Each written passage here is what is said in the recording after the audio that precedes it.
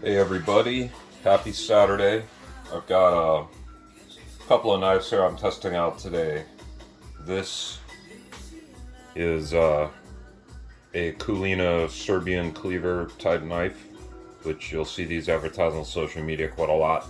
And this knife belongs to a friend of mine, Lee, and I agreed to sharpen it up basically in exchange for the chance to play with it a little bit and just kind of see if there's anything to it. I've never used this style of knife before. It's a very thick knife. You can see how chunky the spine is there, but overall the fit and finish is pretty good. The steel took a fairly reasonable edge, and so that's that one. That one is made in a Chinese factory. This is a Dao Vua, their version 2 series. This is their tall gyuto.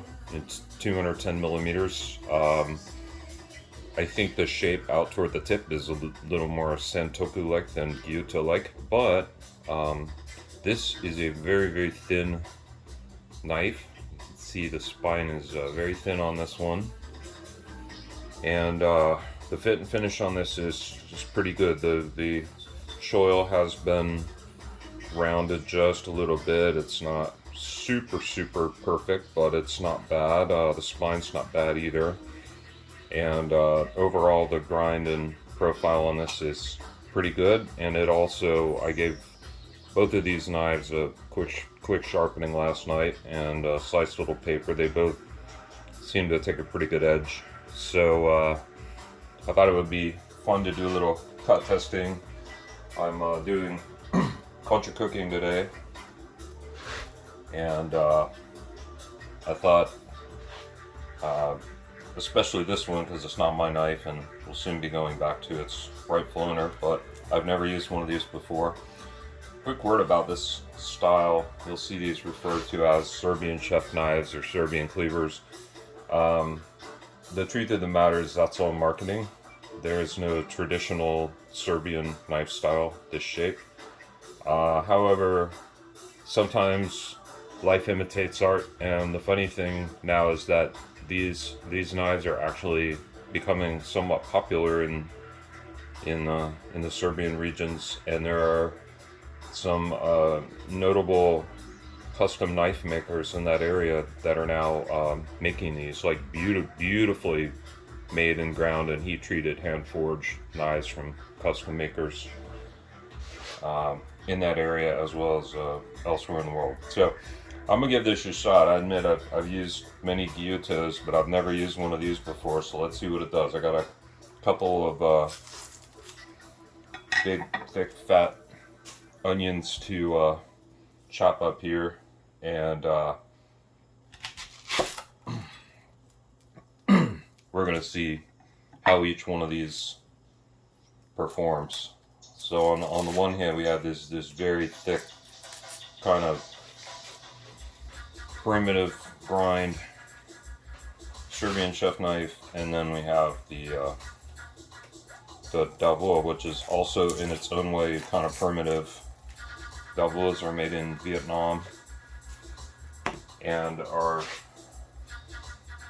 kind of regarded by knife enthusiasts as project knives, meaning they come with a basic good shape, good steel, and then you take the knife and kind of pimp it out to your own taste. So let's try this.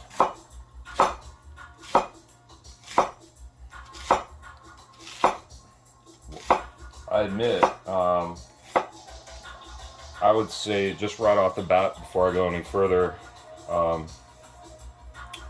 this style knife is most reminiscent of like a Chinese chef knife.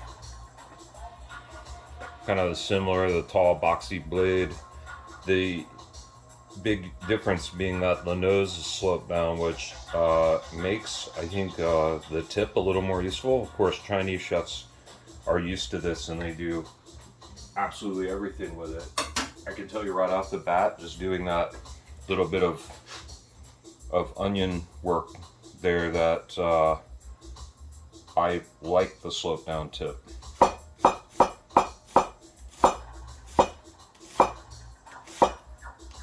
Took a good edge. It's thick, but it cuts well. It separates well. I like it contacts the cutting board nicely. I admit that I do like a tall blade like this for chopping onions. I often use a vegetable cleaver or a nikiri for this kind of work. And it's also why this part's kind of crappy. Hang on one moment. Alright, that's good enough. That's good enough for that one. Let me just wipe it down. Always wipe down your carbon knives when you're going to set them aside. I like to have a damp towel handy for the initial wipe down to kind of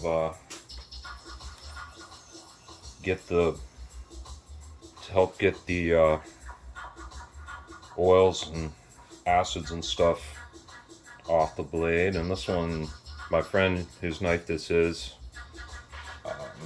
he has already used this one, so it has some patina built up on the bevel already.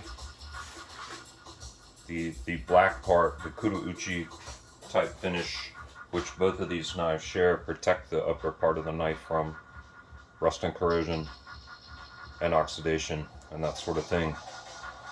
But the bevel, where that's been ground away, will take on patina. You can see the little bits of blues and grays already in that, compared with the shiny edge. I don't know if the camera's capturing that very well at this angle, but have to take my word for it.